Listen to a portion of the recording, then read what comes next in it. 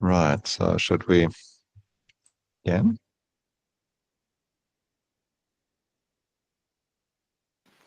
Think we should start. Hmm.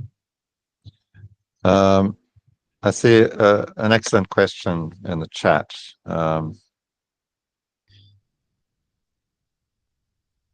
How does the novel as a form shape the way historical events are represented, and what limitations does it impose? And I'm happy to answer that question, but I'm wondering if Rita, if you would like to first say what you think.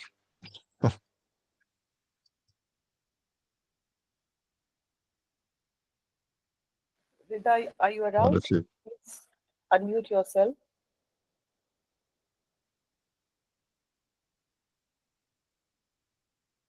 She is a new research scholar. She has just started her PhD's work.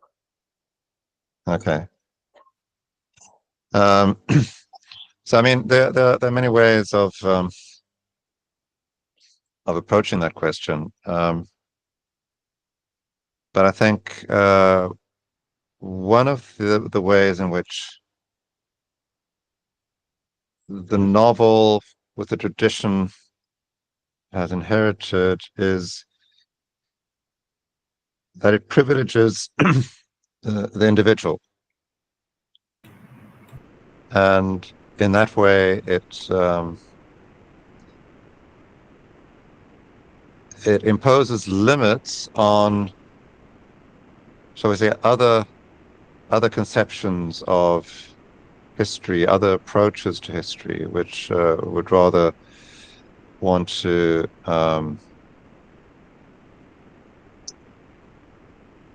narrate uh, collective destinies or draw attention to structural, even non-human aspects of history. Now, there are definitely novelists who attempt those other approaches to history. Amitav Ghosh is actually an interesting case, because he certainly, on a theoretical level, is very keen to emphasize, for instance, the agency of plants, of geography, of oceans, how history is shaped by all these other factors. But at the same time, I would say that his novels are still quite sort of focused on individual um, protagonists. So I suppose that's one limitation that it imposes. The other, of course, is,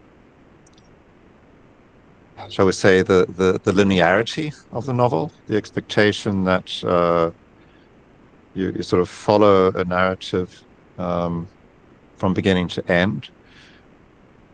But there are also so many inventive ways in which writers sort of disrupt that linearity, and I think we've seen some of those in our discussion today. Yeah, so Okay. uh, Yes. uh, um, the question is very interesting, and I can't hold myself back from adding up a few things here because Please go ahead. I also feel novel is a very flexible form, and it suits the temperament of the modern world. It is very identifiable. That is the reason that uh, most powerful narratives are being carved out through fiction writing, and history is very innovatively revisited through novels, whereas poetry and drama have somewhere somehow lag behind in this race to excel, if we can call it that way. So it is somehow the way it is so gelled in, because cinema is also a kind of visual fiction, and the social media uh, platforms are also, like short fiction, the cinematic fiction, the video fictions, the visual fiction. So we see now, it's the children and the progeny of fiction all around, and in many ways it is absorbing the contexts of history. And in 50 years from now, when we look back at this point where we stand today, we will have, I think, a lot of points of departures to observe, where history has very radically rewritten, has been very radically rewritten by uh, novel as a form, impacted by novel. Hmm. Hmm.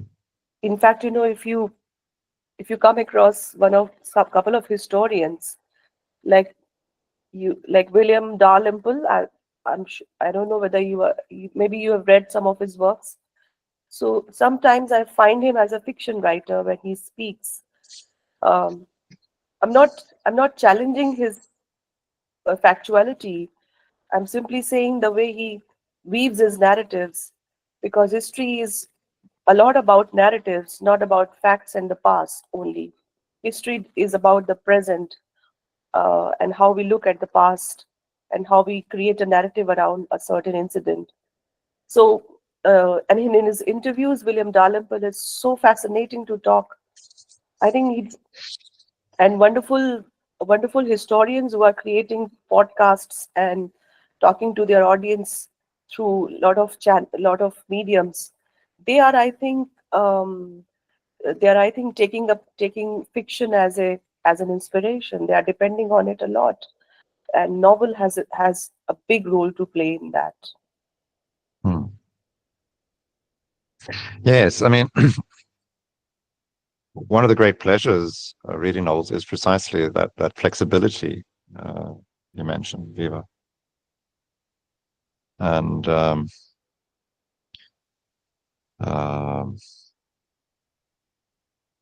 the Dalrymple example. I mean, that just confirms the point made by Hayden White that history has to have a form. It has to be narrated in one way or another. Um, hmm. So that's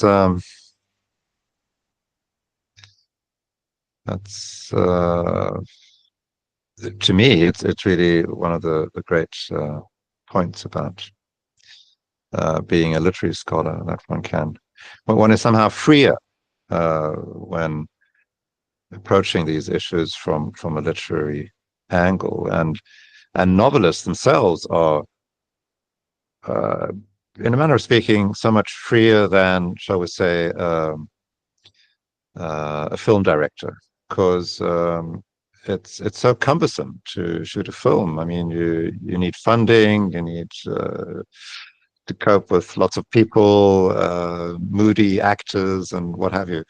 But the writer can just sit and compose. So there are some very good questions I see in the chat, but there's also Sometimes, a sometimes it hand. appears, sometimes it appears like historians are fiction writers masquerading as historians, and this fiction writers are also historians masquerading as writers, for obvious reasons, uh, because they get accepted more when they are not what they want to be. Yeah. I suppose the important thing there is to be aware of the different contracts, shall we say, the different contracts with the reader that uh, apply for history, for historiography, and for novels. Because if we read something that is presented as factual history, then we also can um, place demands on it that it should be sort of correct insofar as it is claiming uh, certain facts. Whereas with a novel, the, it's not primarily the facts that are important. Instead, it's the ways in which uh,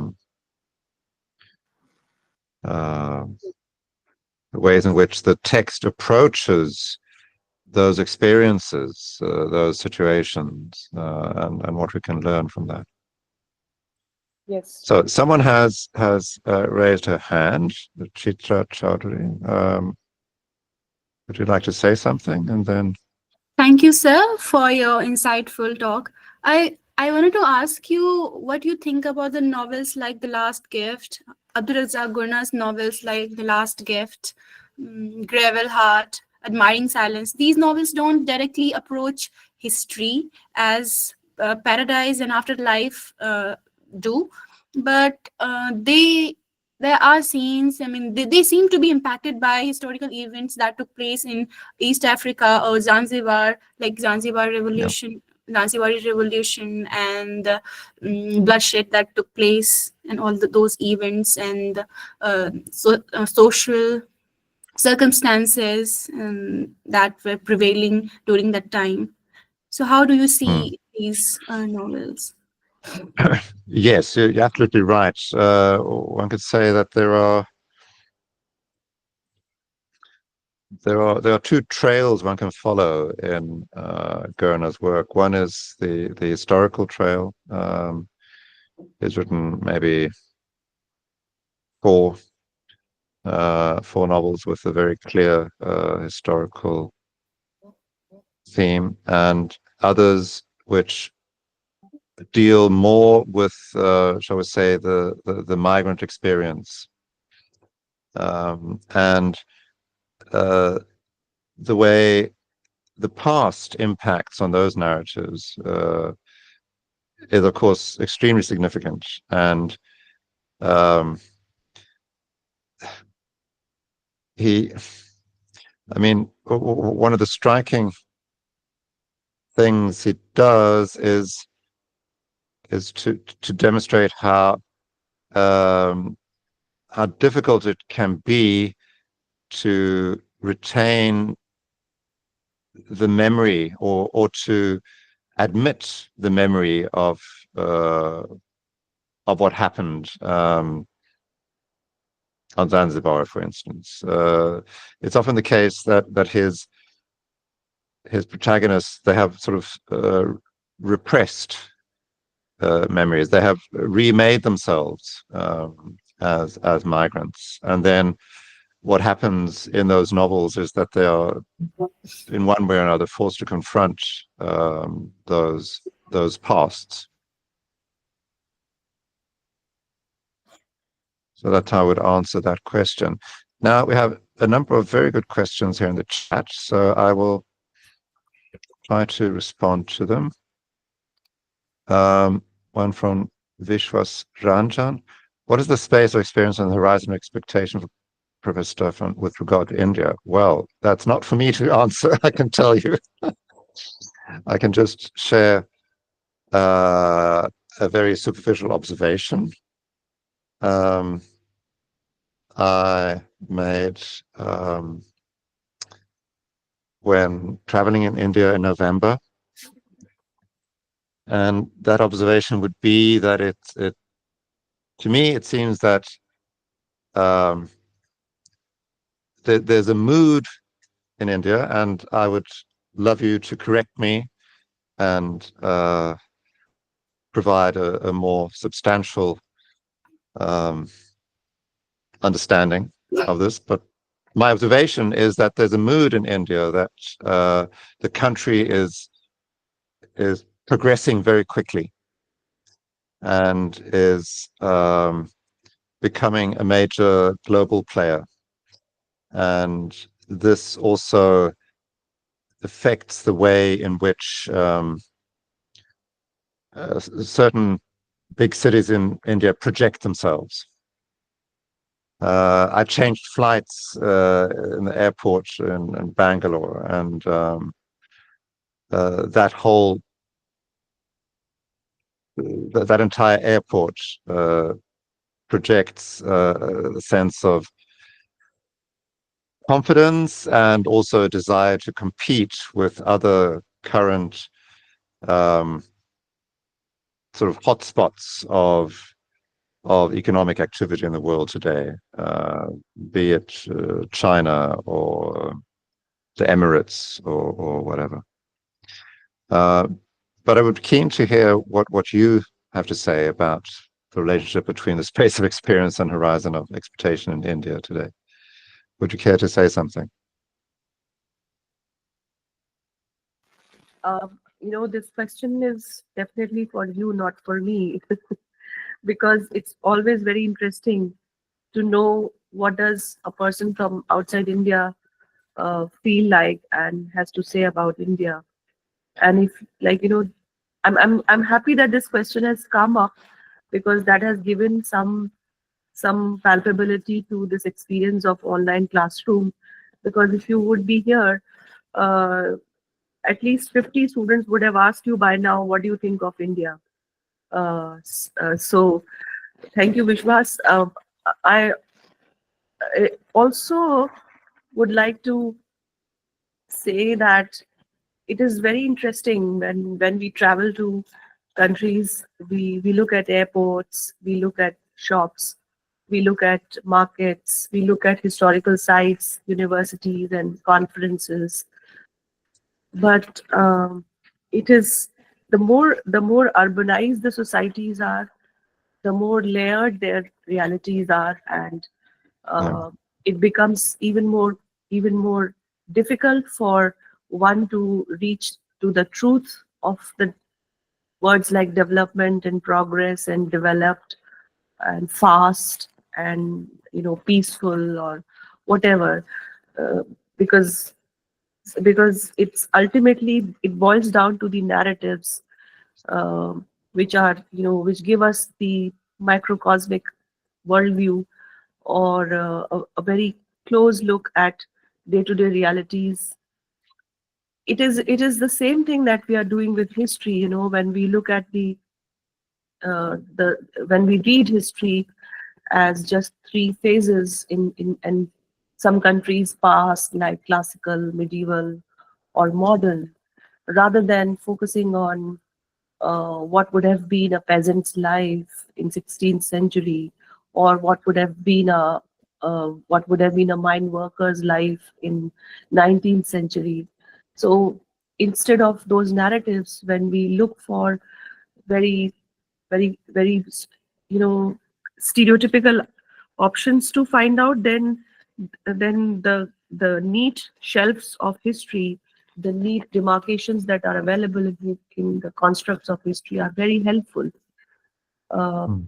and there should be a constant tussle in any scholar's mind to undo and unlearn those sectionalities which have been part of our growth as students in school classrooms or university classrooms. That when you say Emperor Akbar in India or Ashoka in India, did you really mean about common people? Did you really mean to talk about uh, you know somebody walking on the road, or somebody eating food with his hands, etc., etc.? So it's Mm. the same thing that we are doing right now, when we are sticking to the standards of United Nations Index of happiness, of development, of progress, of per capita income or GDP. These kinds of things, they are the masks that are available for us to wear and suppress the realities, even in a more sophisticated way. I don't know whether the future generations will ever be able to dig deeper or required, enough in this context. Mm. Um, yes, I think a very important word you used there was layered. That these experiences are very layered, and all the more so the more urbanized a society is. And I believe this is precisely one of the things that literature can do. It can confront us with that layeredness of experience. Um, in ways that much conventional historiography cannot. So that was my point about sort of big history and domestic time in Afterlives, in Gona's novel. Okay, let's move on. The presentation discusses multilingualism in African literature. How does the use of multiple languages reflect colonial power structures and post-colonial identity? Excellent question. Because of course it does, but not always necessarily the way one assumes. So on the one hand, if we take Afterlives as an example, we have the multilingualism there consists primarily of English, which is like the main language of the novel, and Swahili. There are quite a number of moments when there are Swahili phrases integrated into the text. And on a conventional reading, we have here the language of the colonizer and the language of the colonized, Swahili. But the history of Swahili itself is quite complicated. Really, right until German colonialism, Swahili was only spoken there in Zanzibar and right along the coast of East Africa. But it was the Germans who decided to turn Swahili into the national language in what today is Tanzania. It became their language of rule, and this is also shown really in the novel, how in his army experience, Hamza also sort of encounters this use of Swahili as a tool of also the colonizers. So it's very layered. And English, as we know, it has this colonial legacy, but it has also become something more and something different. There are so many Englishes in the world today, and I sometimes speak of English as a dominant enabler. It is the language that is dominant in our day. We are using English here in this class. It's what we do, but it is an enabler precisely because without it, we wouldn't have been able to communicate the way we do across our different spaces and cultural emplacement.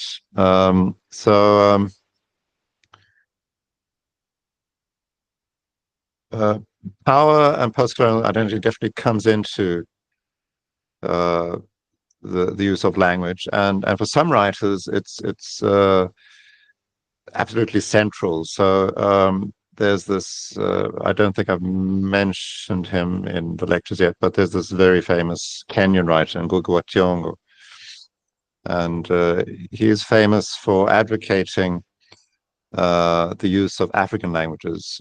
He says that African literature, for it to be really African, has to be written in African languages. So he has a rather essentializing understanding of language. This has changed in his thinking in later years, where he instead wants to emphasize translation. But I think the important point that he conveys, and that one can that deserves to be emphasized, is that language does matter. Perhaps not in precisely the same way that he claims, but it does matter. And if you write in an African language, or or one of the many Indian languages that are not English, other things happen, obviously. Other things are made possible, and other limitations are imposed. So you are, through your use of language, you also tend to already prefigure who you are speaking to and from which position you are speaking.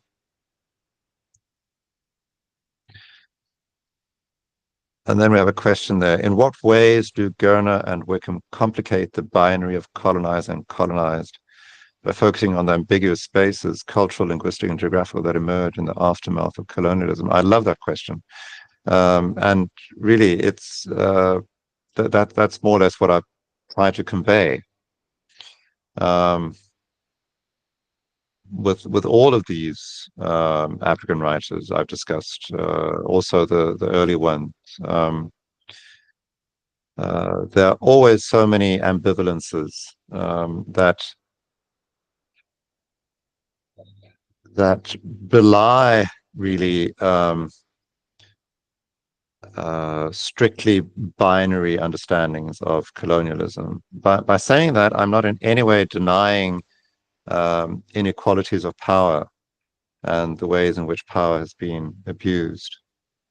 But there's always a risk in shall we say, anti-colonial discourse, a temptation perhaps to reduce the colonized to sort of one role only, and that is the role of the victim.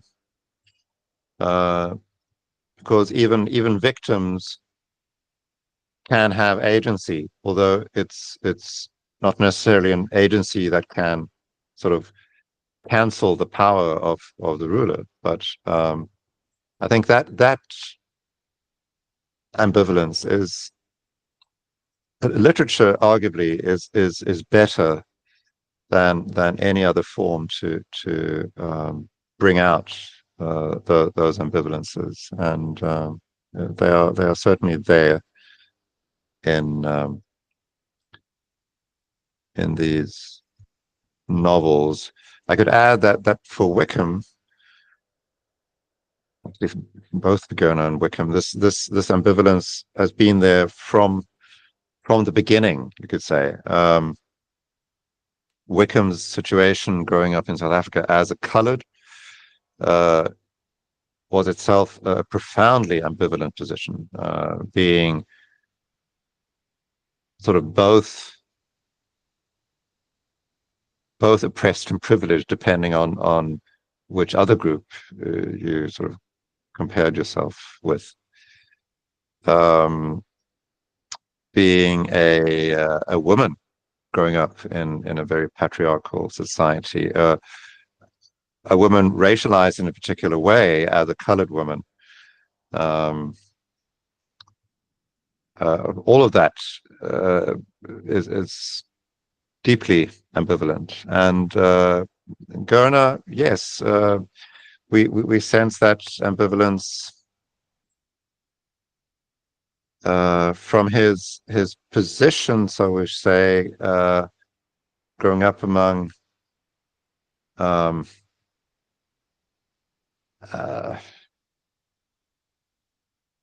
that section of the population that had sort of an Arab heritage on Zanzibar, and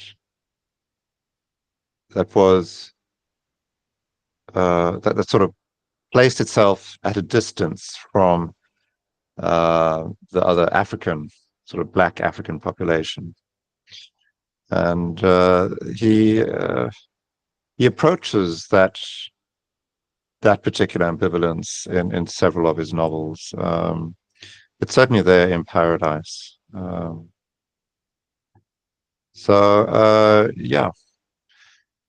I mean, literature, novels, good novels, and I argue that all of the novels I've I've spoken about here are really good novels. They they are not manifestos. They do something else and more than political manifestos, and it is precisely by making the reader uncomfortably aware of these ambivalences, because of course I, as reader of these novels, also am confronted by my own whiteness, my own Europeanness, my own personal history, um, uh, as a white boy in Southern Africa. So it becomes very entangled in those ways. And I'm actually grateful that we have recourse to literature to grapple with those problems, those difficulties. Okay, I know it's getting very late for you there in India, and I think we've covered a lot of ground here. Could probably wrap up there. What do you think, Viva? Um, we can wrap up. The final thing, I think, we found a short clip of Gurna's interview on Ah, YouTube. We will play that, and then nothing could be better than to watch Gurna speak about himself. mm, Uh, mm. if we are in that time and space, uh, with that we will leave. If any of you have to write or comment on that interview, you can leave your comments in the chat box so that we feel as if we are in still in Gurna's world. Shall I play? Excellent. Yes.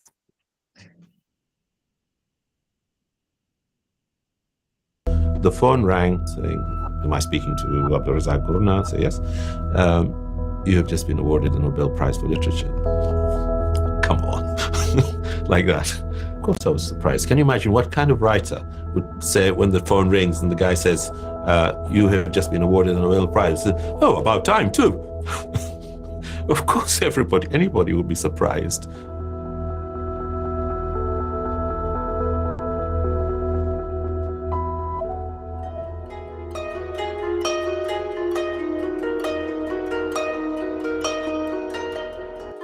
Growing up in Zanzibar was good. Of course, a child has a wholly different understanding of, what matters in the world, and what mattered then was that you could play in the streets, friends, the neighborhood was safe. I started school, and I loved school, and everything seemed really quite safe and all right. You just didn't understand what was going on. As it became clear that there was violence kind of in the background, looming, as it were, then it became less safe, less happy, as it were.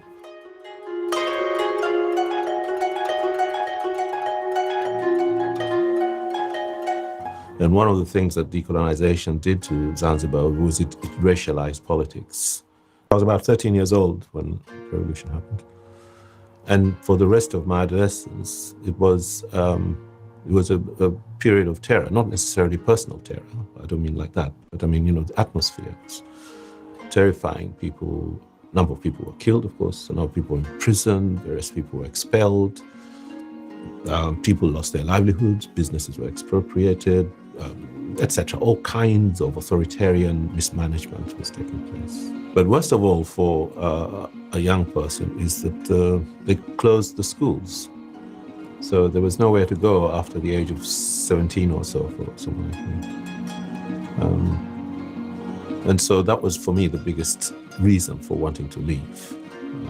That I want to do something with my life. I want to fulfill myself.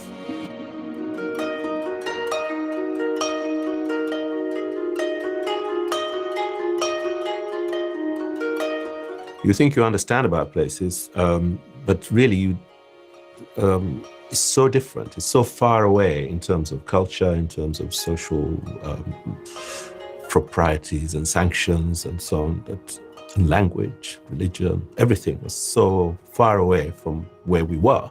it was quite a difficult and shocking sort of introduction to be a stranger, especially if you're poor as well, a poor stranger, and especially if you're 18 years old. There was disregard. There was a certain kind of brazenness about the way people could say abusive things to your face, which I don't think you see so much of nowadays.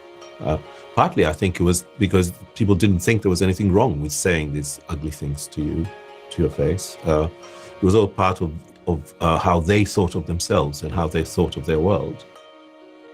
So I always enjoyed writing and did write, but was never, ever, ever in my mind that it could possibly be a career. There was no role model, as it were, to say, I'm going to be like him or anything like that. So the idea of writing as a career was just not even there on the horizon, as it were.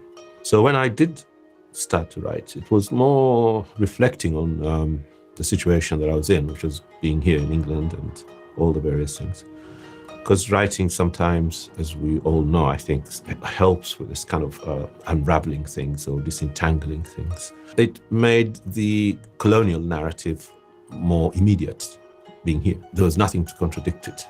What I read about our part of the world here was clear. They knew what they were saying about us. And I suppose there was a sense in which I think, no, it's not quite like that. It's not quite as you're putting it. There is another dimension that's not there. So in that respect, it was possibly being here that made it clearer to me how we were seen and induced in me an impulse to say, no, there is another way of looking at this. There is another perspective. There are places where the hostility is at least kind of diminished by a kind of majority sense of we must do what we can. It's mostly, it seems to me, the rich countries that are hostile and defensive and afraid, and it's a surprise, because if you think about the European history, it's only 50 or 60 years ago when refugees were going back and forth across the European continent for one reason or another. I think exile is also a noble word, by which I mean that if you're a refugee, then you're deeply unfortunate. It's not your fault. It's not because you desire it. It's not to do with, ambition or anything like that. It's to do with trying to save your life and possibly your family's lives as well. Of course, there is also a tragic dimension to displacement, being cut off, losing a sense of self, losing your place in the world in a way. So there is a tragic possibility, but if it works, if you're able to, and most displaced people do manage to. That's one of the things I admire about the way people resourcefully, as it were, reshape, reorganize, retrieve something of their lives, even after dislocations and displacements.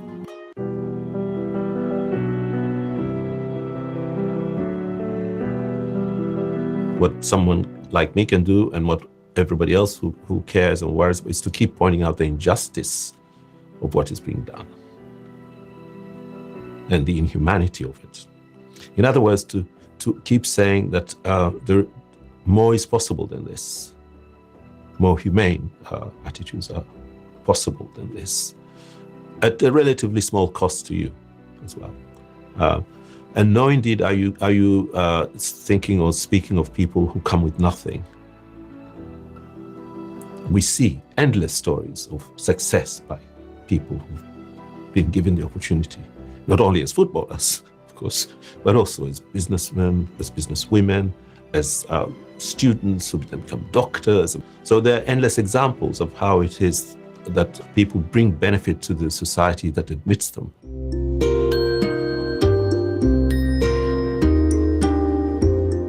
Where is your home? Now, we have to understand this question, because home does not refer to where you live necessarily, although it does. It does so, but it doesn't only refer to where you live. It's also where you feel imaginatively comfortable or belong or something like that. So both are true. Both are homes, but different in some ways. And I would refuse to be denied either. But you can't embrace both in the same way. And the way Britain might feel to somebody who was born and has lived here all his life or her life is probably going to be different from the way I feel about it. Without me wanting to say I don't feel at home. I don't feel divided about it. I feel added on, if you like, rather than divided. And I feel from the point of view of being a writer as well, it's actually beneficial to me to be able to both know deeply one place as well as another, live in one practically, live in the other imaginatively. When I want to feel at home, I just describe it.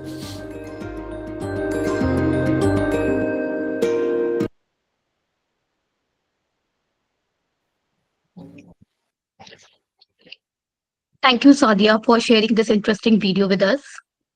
Participant, if you want to share any experience or want to comment on this video, please write in the chat box.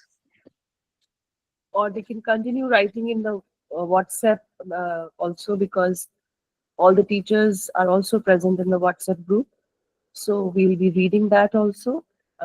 Yes. We can call it a day. It's been a long day for all of us. Yes, ma'am. Thank you. Sounds good. Thank you. It's been a wonderful session, Professor Stefan. I loved your talk and I learned so many new things. I'll be reading Thank good you. work again. That is for sure. Wonderful. See you tomorrow. See you tomorrow. Bye-bye. With this, we conclude the day 3 of Gyan course. One thing, can I announce one thing that for participants, please? Yes, please. Make sure that you have to be present twice tomorrow, because one session is in the afternoon of 2 hours, and the other one is in the evening for 1.5 hours. And the entire day, Professor Stefan is going to engage you. So kindly don't miss any of the 2 sessions. Thank you very much. Good night. Thank you. Thank you, all of you. Looking forward to see you again tomorrow, twice in a day.